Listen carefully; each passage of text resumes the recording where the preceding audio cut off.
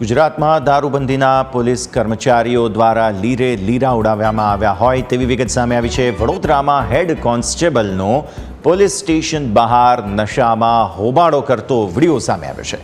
વરણામાં police સ્ટેશનના police કર્મચારીએ હંગામો મચાવ્યો।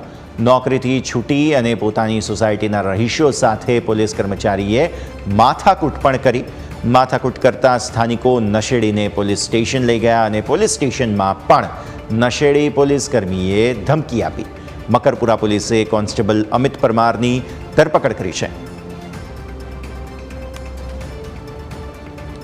સંવાદદાતા પ્રશાંત ફોન લાઈન પર આપણી સાથે। પ્રશાંત, જે રીતે વિગતો સામે આવી રહી છે, પોલીસ કર્મી પોતે જ નશામાં ધૂત હતો, શું વિગતો સામે આવી છે? શહેરની અંદર અવારનવાર નશાની હાલતમાં ગાડી હંકારવાના કિસ્સાઓ સામે આવતા હોય છે, પરંતુ સૌથી મહત્વની બાબત એ છે કે જે કાયદાના રક્ષક છે તે જ પોતે નશાની હાલતમાં ગાડી હંકારી રહ્યા હોવાનું સામે આવ્યું હતું।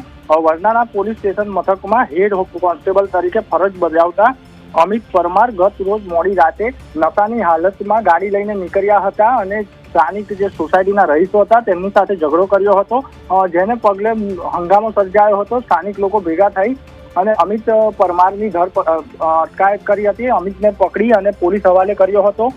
જો કે જ્યારે તમામ લોકો સોસાયટીના રહીશો અને લઈને પોલીસ મથકે ગયા હતા ત્યારે હેડ કોન્સ્ટેબલ દ્વારા ત્યાં પણ જે સોસાયટીના રહીશો છે તેમની સામે ધમકી આપવામાં આવી હતી અને ત્યારબાદ સમગ્ર મામલાની મકરપુરા પોલીસને જાણ થતાં મકરપુરા પોલીસે જે અટકાયત કરવામાં આવી છે હેડ કોન્સ્ટેબલની અને તેની સામે ગંભીર કાર્યવાહી હાથ ધરવામાં આવી છે।